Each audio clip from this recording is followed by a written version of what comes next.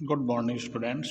BCom part first EFM subject में हम प्रथम प्रश्न पत्र अपना जो व्यावसायिक अर्थशास्त्र का अध्ययन कर रहे थे, उसमें लास्ट वीडियो तक हम सब ने व्यावसायिक अर्थशास्त्र की भूमिका और उसमें आवश्यक गुणों का अध्ययन हम सब ने किया था। आज के इस वीडियो में हम सब जो आप स्क्रीन पर देख रहे हो, व्यावसायिक अर्थशास्त्र का महत्व एवं उसकी सीमाओं का अध्ययन आज की वीडियो में हम सब करेंगे। तो व्यावसायिक अर्थशास्त्र का आपने अर्थ भी समझा, उसकी विशेषताएं, उसका अन्य विषयों से संबंध और व्यावसायिक अर्थशास्त्री के बारे में भी समझा। तो इन सब का समझने के बाद में आपको इसका जो होने वाले इससे लाभ है व्यावसायिक अर्थशास्त्र से कुछ आपको समझ में आने लगा होगा कि इससे क्या लाभ हो सकता है।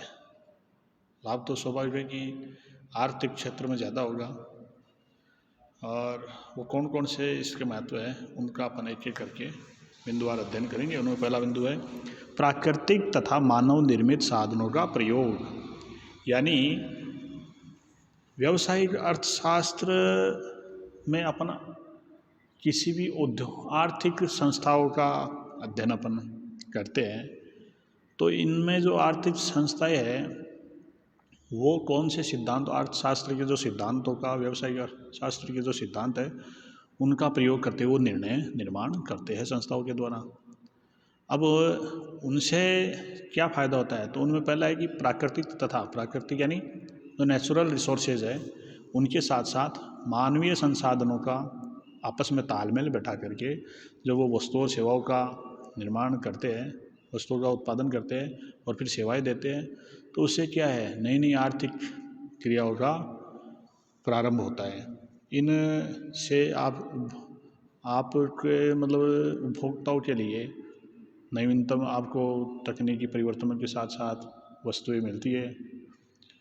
तो ये सब व्यावसायिक अर्थशास्त्र का ही देन है कि ये सब विविध आर्थिक क्रियाओं का जन्म हुआ है।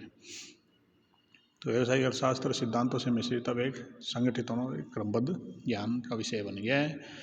अगला बिंदु है आर्थिक समस्याओं को हल करना,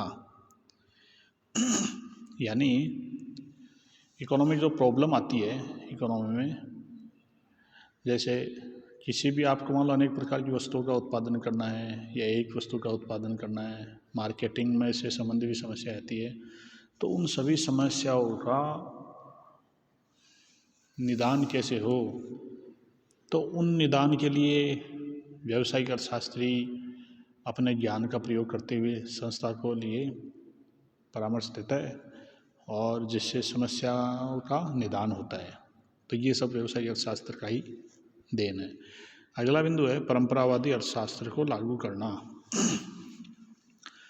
परंपरा जो ट्रेडिशनल इकोनॉमिक्स है, इसको लागू करने से तात्पर्य है कि संस्था के व्यावसायिक फर्म है जो उसमें निर्णय निर्माण होता है, डिसीजन मेकिंग होती है, तो वो सब संस्था जो उसकी नीति क्या है, उसके उद्देश्य क्या है, उसके अनुरूप वह अर्थशास्त्र से संबंधित सिद्धांतों, उनके धारणाओं का विश्लेषण करके फिर उनको लागू करता है, जिससे संस्था के लक्ष्यों की भी पूर्ति होती है। इस प्रकार से परंपरावादी अर्थशास्त्र व्यावसायिक अर्थशास्त्र में को लागू करने में संभव हुआ है। अगला बिंदु अन्य विषयों से प्राप्त विचारों का प्रयोग। तो इसका मतलब है कि अन्य विषय यानी जैसे गणित है, सांख्यिकी है, समाजशास्त्र है, मनोविज्ञान है, इनका भी व्यावसायिक अर्थशास्त्र में समावेश पाया जाता है, जो कि उनके निर्णय निर्माण में उपयुक्त होते हैं। इससे क्या होगा कि व्यावसायिक निर्णयों पर जो निर्णय लिए जाएंगे उनमें स्पष्टता होगी, उनमें एक्यूरेसी होगी और फिर वो निर्णय संस्था के लिए उपयोगी रहेंगे। एक एकीकृत एजेंट से तात्पर्य क्या है, इंटीग्रेटेड एजेंट हो, मतलब संस्था में प्रबंध का क्षेत्र, जैसे उत्पादन क्षेत्र हो, वित्त का हो, विपणन का हो, कार्मिक विभाग हो, अनुसंधान विभाग हो, इन सभी विभागों में बेहतर तालमेल बैठा करके कौन बैठाएगा, उस व्यावसायिक अर्थशास्त्र के द्वारा बैठाया जाता है और फिर संस्था के लिए सही दिशा निर्देशों में कामकाज किया जाता है। तो इस प्रकार से व्यावसायिक अर्थशास्त्र के माध्यम से यह एक एकीकृत एजेंट के रूप में भी कामकाज करता है। अगला बिंदु है सरकार को आय। सरकार को आय से तात्पर्य है, जब व्यावसायिक अर्थशास्त्र का उदय हुआ उसके बाद वैश्विक बाजार में विभिन्न संस्थाओं के द्वारा का जन्म होने लगा, लोगों को लाभ होने लगे, तो स्वाभाविक है कि लोग उस क्षेत्र में प्रवेश करेंगे। तो इस प्रकार से अनेकों संस्थाओं का जब निर्माण हो जाता है तो उनके उत्पादन किया जाता है, तो इससे सरकार को भी आमदनी होती है। क्यों होती है? क्योंकि उत्पादन होगा, उसका वितरण होगा, तो उस पर करारोपण होगा, तो करारोपण से स्वाभाविक है सरकार को आय, उत्पाद शुल्क के रूप में हो, जैसे कॉरपोरेट टैक्स के रूप में हो, तो ये सभी सरकार को मिलते हैं। अगला बिंदु है सामाजिक लाभ। सामाजिक लाभों से तात्पर्य है कि व्यावसायिक अर्थशास्त्र के जन्म के बाद में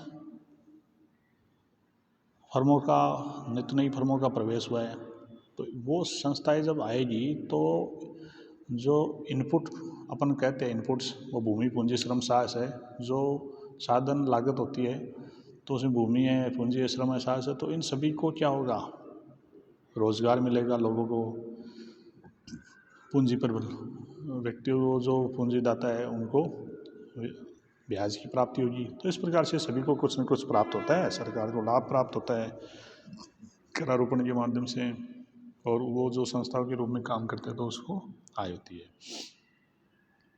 अगला बिंदु है सामाजिक लाभ के बाद में है व्यावसायिक निर्णयों की विभिन्नता। व्यावसायिक निर्णयों में यानी विभिन्नता से तात्पर्य कि कोई भी व्यावसायिक इकाई का निर्माण होता है तो उसमें कोई किस वस्तु का उत्पादन किया जाए, कितनी मात्रा में किया जाए, उत्पादन के लिए तकनीक क्या हो, कितना उत्पादन हो, और पूंजी का बंटवारा किस प्रकार से हो, तो ये सब क्या, कैसे, क्यों, इनका जवाब व्यावसायिक अर्थशास्त्र के माध्यम से बेहतर तरीके से मिल सकता है। अगला बिंदु है विज्ञापन माध्यम।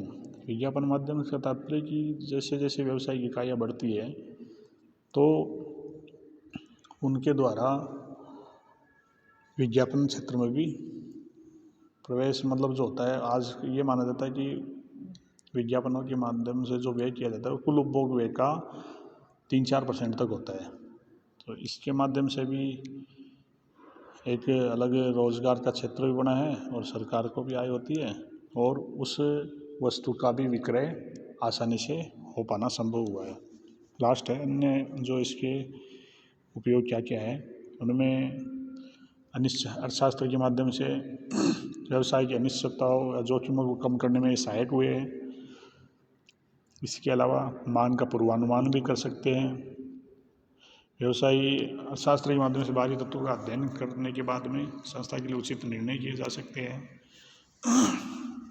तो ये सब बिंदु है जिनके माध्यम से व्यावसायिक अर्थशास्त्र का महत्व सिद्ध होता है। अब हम आगे पढ़ेंगे व्यावसायिक अर्थशास्त्र की सीमाएं। तो व्यावसायिक अर्थशास्त्र के जो महत्व है उनके साथ साथ व्यावसायिक अर्थशास्त्र के कारण से क्या क्या व्यावसायिक वातावरण में नुकसान भी झेलने पड़ सकते हैं, या जिनको अपन उसकी सीमा कहते हैं कि एक सीमा के बाद में इसका ये नुकसान भी है, तो वो उनमें बिंदुवार अपन अध्ययन करेंगे। उनमें पहला बिंदु है एकाधिकार को जन्म।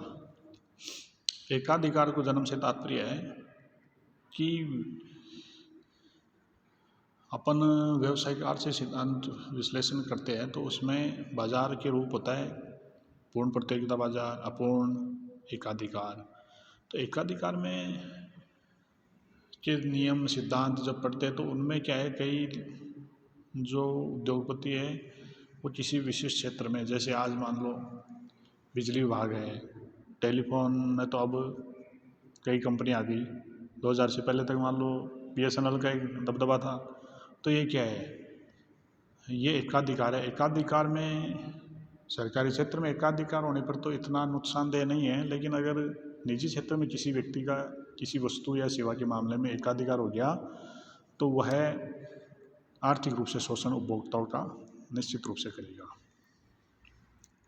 अल्पाधिकार को जन्म, अल्पाधिकार भी क्या है, कुछ उत्पादक फर्में या उत्पादक मान लो आपस में एक साथ साठ-गांठ कर ले तो फिर क्या होगा, तो वो वस्तुओं की कीमत मन मुताबिक रख सकते हैं और उत्पादन की मात्रा को भी सीमित कर सकते हैं। जैसे इसका उदाहरण है ये ऑटोमोबाइल सेक्टर, इसी के साथ साथ ओपेक कंट्री है नहीं, जो खाड़ी उत्पादक, जो खाड़ी देश है, तेल उत्पादक कंट्री है, वो कई बार अपना कार्टेल कर लेती है।